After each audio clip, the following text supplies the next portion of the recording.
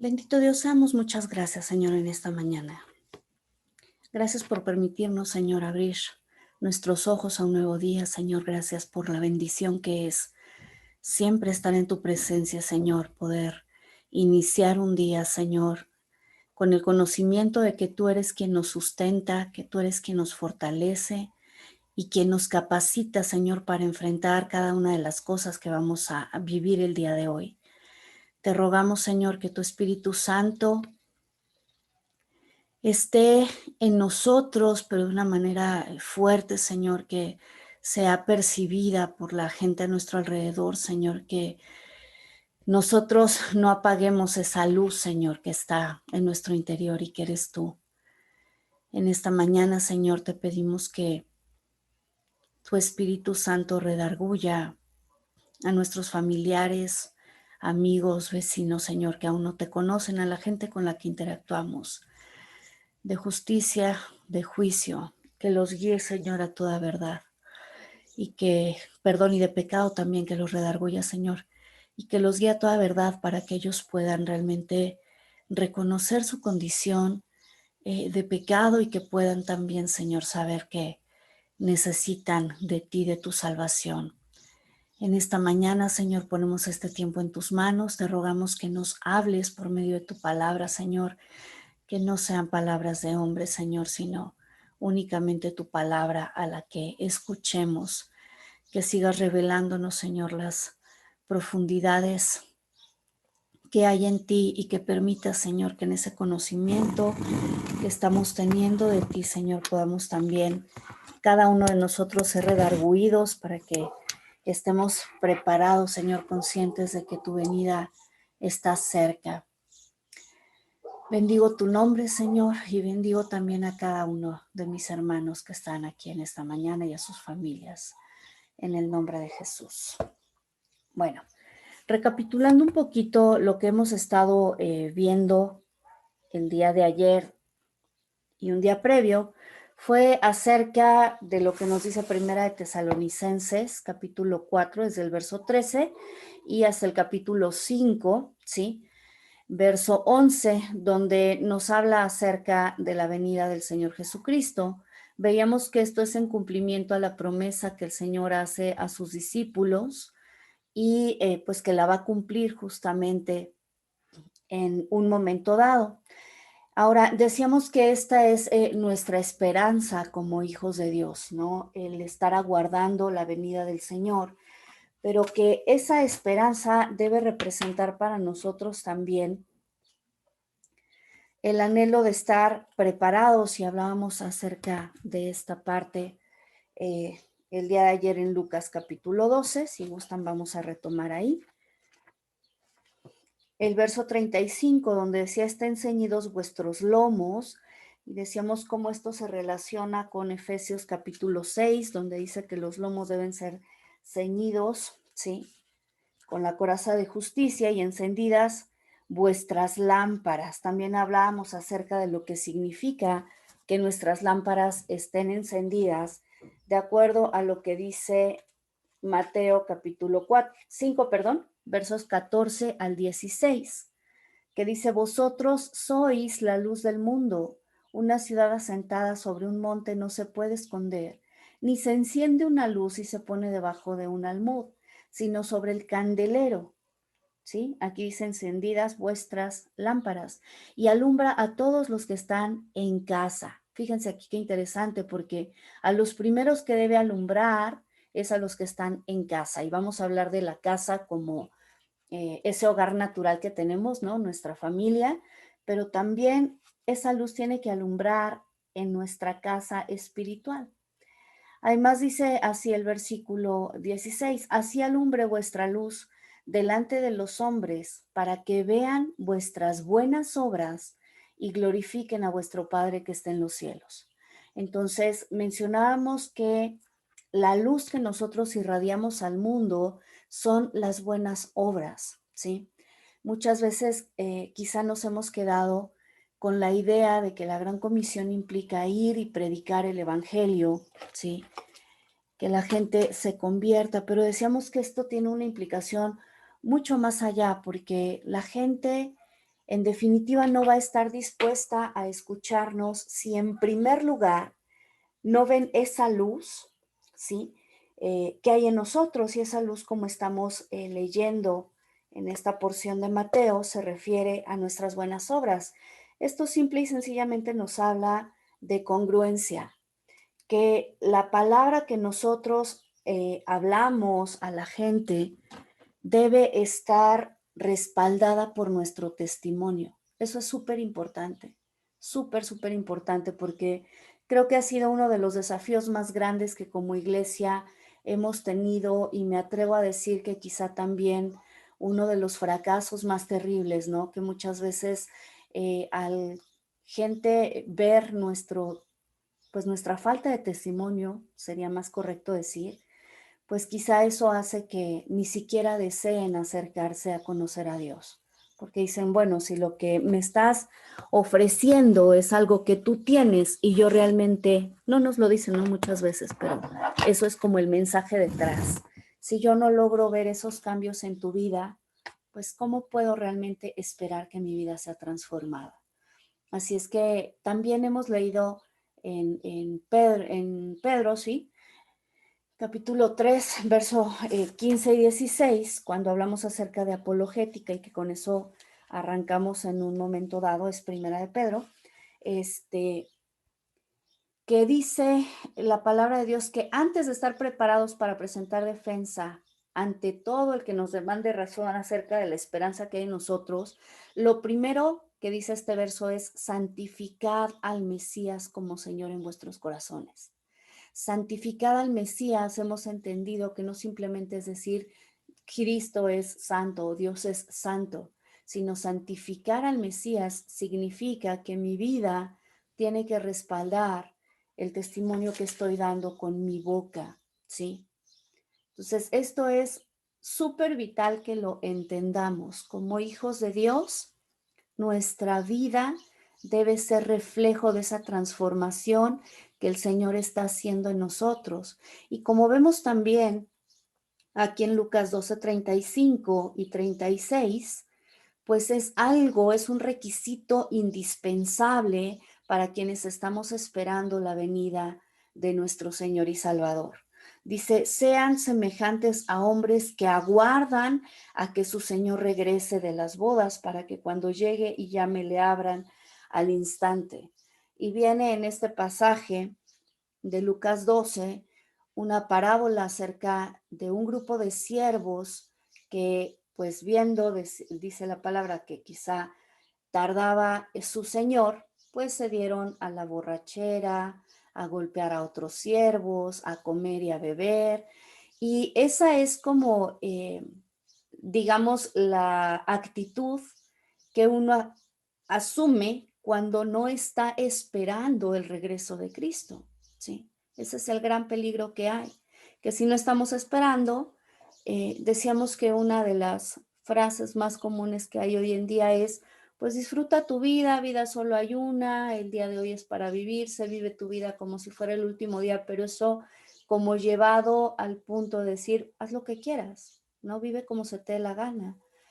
Y más bien nosotros sí tendríamos que estar viviendo nuestra vida pensando que quizá este puede ser nuestro último día, pero en el entendido de que la palabra de Dios dice que está diseñado, está definido que para todo ser humano muera una sola vez y después de eso viene el juicio. Así es que si estamos conscientes que hoy puede ser nuestro último día, ya sea porque todos estamos con una posibilidad de fallecer por cualquier razón, ¿no? Y creo que la situación ahora de la pandemia de alguna manera nos vino a ser como más conscientes de, pues que esa posibilidad no está realmente ajena a nosotros, ¿no? Todos somos mortales, hablamos acerca de esto, de cómo el pecado al momento de entrar al mundo no solo deteriora nuestro cuerpo en envejecimiento y en enfermedad, sino que algo que tenemos como cierto es el que vamos a morir, que nuestro cuerpo va a morir, ¿sí?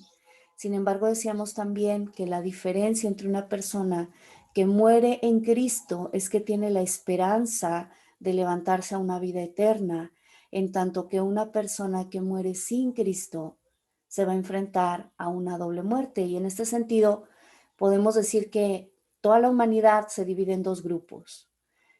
El grupo de los que nacen una sola vez y mueren dos veces, ¿sí? Y esto se refiere justamente a las personas que pues nunca están dispuestas a aceptar el regalo de Dios de la salvación, ¿sí? Decíamos que mueren la primera vez, digamos, en su cuerpo. Y la palabra de Dios dice en Apocalipsis, capítulo 20, si quieren acompañarme, que van a morir también dos veces. Fíjense lo que dice, vamos a leer el 20 desde el 13 al 15. Dice, el mar entregó a los muertos que había en él, y la muerte y el Hades, recordemos que Hades es una palabra griega para el Sheol, que el Sheol es una palabra hebrea, que se refiere justamente al lugar en el cual están los muertos, ¿no? Aquellos que mueren sin Cristo. Dice, y el Hades entregaron los muertos que había en ellos y fueron juzgados cada uno según sus obras. Este capítulo nos está describiendo lo que se conoce como el juicio final o el juicio del gran trono blanco. Y dice, fueron juzgados cada uno según sus obras, y la muerte y el Hades fueron arrojados al lago de fuego. Esto se los explicaba también en clases anteriores, que tanto la muerte como el Hades, el infierno, son arrojados al lago de fuego. Y dice aquí, esta es la muerte segunda, el lago de fuego, ¿sí? Seamos esas personas que son puestas de manera temporal en el infierno, van a enfrentar el juicio final, es un solo juicio, y después de ese juicio viene la muerte segunda. Dice, y el que no fue hallado inscrito en el libro de la vida fue lanzado al lago de fuego, ¿sí? Y por otro lado hablábamos de las personas que nacen dos veces y mueren una sola vez. Esas son las personas que nacen en primer lugar de su madre, después tienen que nacer de nuevo. Esto es la plática que nosotros vemos que tiene Jesús con Nicodemo, donde le dice que para entrar al reino de los cielos, que ya hablamos acerca de este reino, ¿verdad? Es necesario nacer de nuevo. Y pues Nicodemo ciertamente le pregunta, ¿cómo? O sea, voy a volver a entrar en el vientre de mi madre. Y lo que hace el Señor Jesucristo es explicarle, ¿sí? Que lo que nace de la carne, carne es, mas lo que nace, dice, del Espíritu, Espíritu es. Así es que cuando le dice, te es necesario nacer de nuevo, o nos dice a todos, se refiere a un nacimiento espiritual. Ese nacimiento que nos permite llegar a ser hechos hijos de Dios y que nos evita la segunda muerte, es decir, ser lanzados al lago de fuego. Por lo tanto, quienes nacen dos veces únicamente mueren una vez, que es la muerte en el cuerpo, ¿sí? No sé si con esto también esclarecí un poquito esa duda que había respecto a la muerte. Bien, vamos a seguir escudriñando la palabra de Dios. Una de las cosas que señalábamos el día de ayer es que hacíamos la diferencia de cómo la venida del Señor va a ser como ladrón en la noche para aquellos que no le esperan, sí, para aquellos que no están preparados, para aquellos que son de las tinieblas, dice la palabra, pero que en ese sentido debe haber una diferencia en aquellos que la palabra menciona como que son hijos del día o hijos de la luz. Dice, nosotros ya no tengo necesidad de escribirles respecto de los tiempos, también explicamos esto, los moedim, los tiempos, perdón, predeterminados por Dios, señalados por Dios para que acontezca algo. Decíamos que esos tiempos fueron dados desde la antigüedad, ¿sí? Es lo que se traduce como fiesta, pero que en realidad se refiere a tiempos diseñados o designados por Dios para que ocurran ciertos acontecimientos. Hablábamos acerca de cómo en la primera venida se cumplen las primeras 4 fiestas, que son las fiestas de primavera, y cómo se está esperando que en la segunda venida se cumplan las últimas 3 fiestas, que son las fiestas de otoño. Cuando nosotros tenemos un acercamiento a toda la interpretación de estas fiestas de otoño, podemos tener una mayor comprensión acerca del Apocalipsis, porque está directamente relacionado y hay muchos símbolos en el Apocalipsis que hacen mención, ¿sí?, a lo que se refiere en cada una de estas fiestas. Son 3. La primera decíamos que es la fiesta de ay, perdón, se me fue ahorita el nombre, de Teruá, Yom Teruá, que decíamos que Teruá es un sonido específico de la trompeta, que lo que hace es como llamar, es una aclamación, una alarma, un llamado a estar preparado. Y veíamos cómo todo esto está pues relacionado, ¿no? En 1 Tesalonicenses capítulo 4 dice que el Señor vendrá con voz de mando, con voz de arcángel y con trompeta de Dios, ¿sí? Y entonces los muertos en Cristo, dice, resucitarán primero y después los que hayamos quedado seremos arrebatados juntamente con Él. Ahora, vamos a ver un poquito más en Apocalipsis capítulo 3.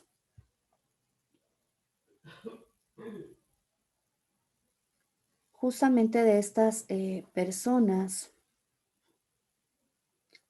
que no están en un momento dado preparadas para recibir a Cristo.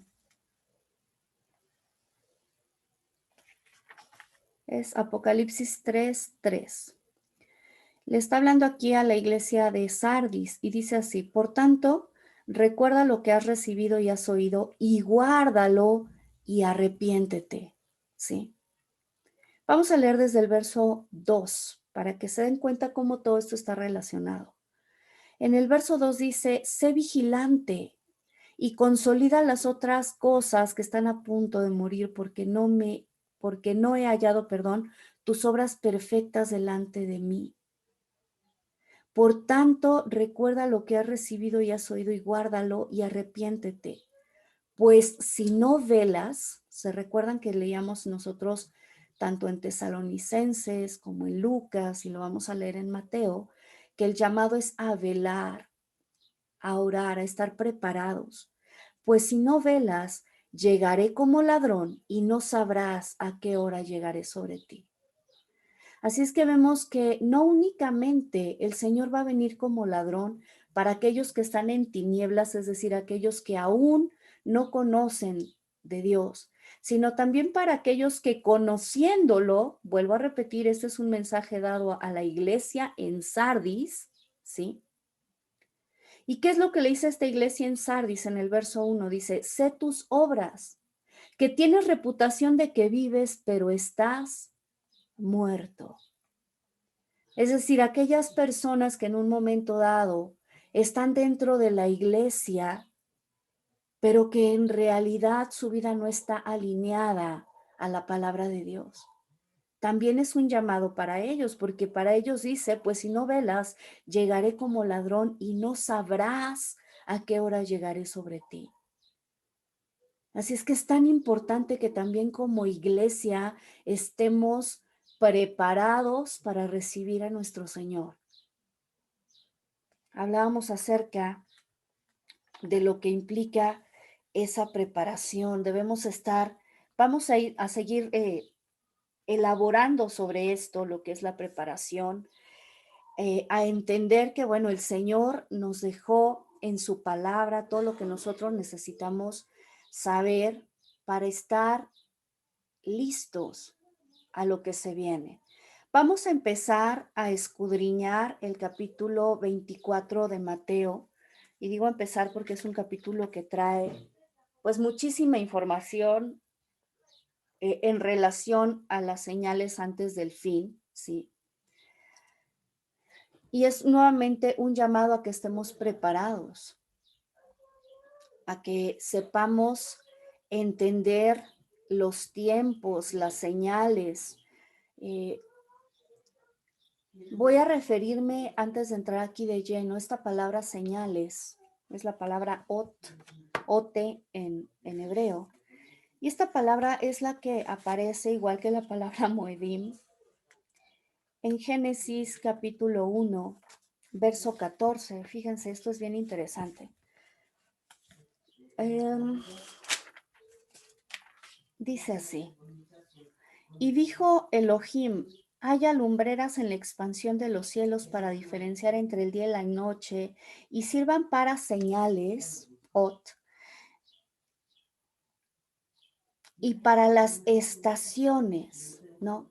Quizá muchas veces nosotros cuando leíamos aquí para las estaciones, pues lo que se nos viene a la mente es pensar en primavera, verano, otoño, invierno. Pero recordemos que este versículo está escrito en el contexto de Génesis capítulo 1, donde estaban pues en el paraíso, donde todo era perfecto y no había como esta diferenciación de climas. Dice, entonces, esta palabra estaciones que se utiliza en el verso 14 es la palabra moedim, que específicamente se debe traducir como tiempos señalados o tiempos específicos divinos. Es la palabra hebrea que decíamos que se traduce en griego como kairos, que nos habla del tiempo perfecto de Dios. Esto es bien importante que lo entendamos porque si recuerdan también el Señor tuvo en algún momento una plática con los fariseos, ¿sí? Donde ellos le decían que les diera señal, que les diera una una señal, y él les dijo, ¿no? Hipócritas, la única señal que van a tener es la señal de Jonás, que así como Jonás estuvo en el vientre del pez durante 3 días y 3 noches, ¿sí? De la misma manera el Hijo del Hombre se encontrará en el centro de la tierra por 3 días y 3 noches. Y en otra ocasión les dice, hipócritas, porque ¿cómo es que pueden ver los cielos y discernir cuál va a ser el clima? Lo estoy parafraseando, ¿no? Pero no pueden ver, perdón, las señales y entender los tiempos. Así es que somos llamados nosotros a entender los moedim, los tiempos designados de Dios, ¿sí?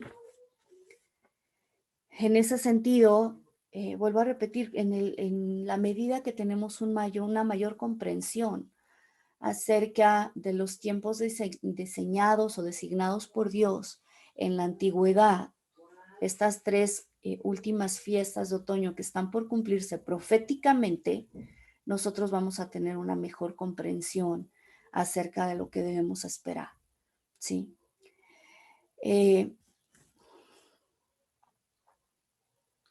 Vamos a empezar a leer Mateo 24, a partir del verso 3, dice, y estando sentado en el monte de los olivos, se le acercaron los discípulos en privado, diciendo, dinos, ¿cuándo será esto? Ahorita voy a hacer referencia de qué están hablando. ¿Y cuál será la señal de tu venida y de la consumación de la era? Los primeros 3 versos del capítulo 24 hablan acerca de que Cristo profetiza la destrucción del templo. Lo que él dice, de cierto os digo, de ningún modo quedará aquí piedra sobre piedra que no sea totalmente derribada, ¿sí? Esta profecía que el Señor les da se cumple en el año 70 después de Cristo, año en el cual es arrasada la ciudad de Jerusalén y efectivamente es destruido el templo. Hay incluso un incendio de la ciudad y absolutamente todo el templo, así como dijo el Señor, no quedará piedra sobre piedra, fue totalmente derribado. Algo interesante cuando empezamos a comprender las señales de los tiempos es que una de las cosas que debe ocurrir, sí, para el advenimiento, por ejemplo, del anticristo, es que el tercer templo sea construido, sí. Vamos a ir escudriñando un poco más respecto de esto conforme avanzamos. Así es que esa es la pregunta que le hacen. Dinos cuándo será esto y cuál la señal de tu venida, cuál será la señal de tu venida y de la consumación de la era. Algo que debemos entender es que aquí en el capítulo 24 tenemos como realmente un resumen de todos los acontecimientos finales. O sea, aquí está metido en la venida de Cristo, está la parte de la tribulación y gran tribulación, ¿sí? Entonces es importante tener esa claridad, porque si no de pronto vamos a entrar en algunas confusiones, ¿sí? El verso 4 dice, Jesús respondió y les dijo, mirad que nadie os engañe, porque vendrán muchos en mi nombre diciendo, yo soy el Mesías, y a muchos engañarán. Y estaréis destinados a oír guerras y alarma de guerras. Mirad, no os alarméis, porque así debe acontecer, pero aún no es el fin. Porque será levantada nación contra nación y reino contra reino, y habrá hambres y terremotos en diferentes lugares. En otra versión también dice, y habrá pestilencia o pestes, y todas estas cosas, dice, serán el principio de los dolores de parto. Hasta aquí voy a hacer una pausa, y fíjense que como el Señor, cuando sus discípulos se acercan a hacerle ciertas preguntas o cuando Él les habla acerca de lo que va a venir, ¿sí? Antes de dar como una respuesta directa a eso, siempre hace algunas recomendaciones. Recuerden cómo en Juan 14, ¿sí? Cuando les está hablando acerca de que Él va a ir a preparar morada para nosotros, lo primero que les dice antes de eso es, no se turbe vuestro corazón, es decir, no tengan miedo, ¿sí? Esa es la primera recomendación, que estemos confiados, que no tengamos miedo, que tengamos paz confiando en el Señor. De la misma manera, aquí antes de responder cuáles van a ser esas señales, la primera recomendación o advertencia que les hace es, mirad que nadie os engañe. ¿Sí? Mirad que nadie os engañe. Y a mí me sorprende enormemente cómo si ahora, y no es tanto una invitación a hacerlo, ¿no? Pero si ahora nosotros buscamos, por ejemplo, estos temas de lo que es la profecía bíblica en relación a los últimos tiempos, dentro de los mismos cristianos vamos a encontrar que hay posturas muy distintas. Les voy a poner un ejemplo. En relación al rapto, arrebatamiento, también conocido de esta manera, hay quienes dicen, bueno, esto va a ocurrir antes de la tribulación, ¿sí? Hay otros que dicen, bueno, esto va a ocurrir a la mitad de la tribulación, es decir, 3 años y medio después de que haya iniciado la tribulación. Y hay quienes dicen que va a ocurrir después de la tribulación, es decir, que solamente hay una venida de Cristo, que es la segunda venida. Son 3 posturas distintas. Cada una de ellas, si nosotros vemos, por supuesto, van a tener algunas citas bíblicas que los respalden. En relación a eso, mi postura es y siempre será que lo que nosotros debemos hacer es escudriñar la palabra. Sí. Ahora, algo que es importante saber es que hay doctrinas que son fundamentales y doctrinas que, en cierto sentido, vamos a decirlo, no son, pues, como vitales, ¿no? ¿Es un hecho que el Señor Jesucristo va a venir? Sí. ¿Podemos tener certeza de cuándo va a ser? No, la palabra de Dios dice, ¿sí?, que solamente el Padre tiene esa potestad de saber cuándo va a ocurrir. Así es que lo que nosotros necesitamos saber es que sea que pasemos o no pasemos por la tribulación, que esa sería como la diferencia, lo importante es que estemos preparados para el regreso de Cristo. Eso es lo importante, más allá de tratar o de incluso llegar a pelear, porque es increíble que incluso a eso llegamos, ¿no? Defendemos una posición sin escuchar de pronto otros argumentos. Y creo que realmente perdemos de vista lo que es más importante, que vuelvo a repetir en ese sentido. Uno es entender que Cristo sí o sí va a volver, y dos, que debemos estar preparados para su venida, ¿sí? Ahora, en el Inter y en lo que vamos a ir estudiando, nos vamos a dar cuenta que hay versos que de pronto pueden dejarnos ver que vamos a pasar por la tribulación, como hay otros versos que pueden dejarnos ver que no, ¿sí? No es mi interés decirles, bueno, es esta o es esta, tanto como invitarlos a que conozcamos realmente qué es lo que dice la palabra y que sea el Espíritu Santo el que nos esté capacitando y que estemos preparados para cuando estos acontecimientos ocurran, ¿de acuerdo? Voy a detener aquí la clase. No sé si alguien quiere hacer alguna pregunta o algún comentario.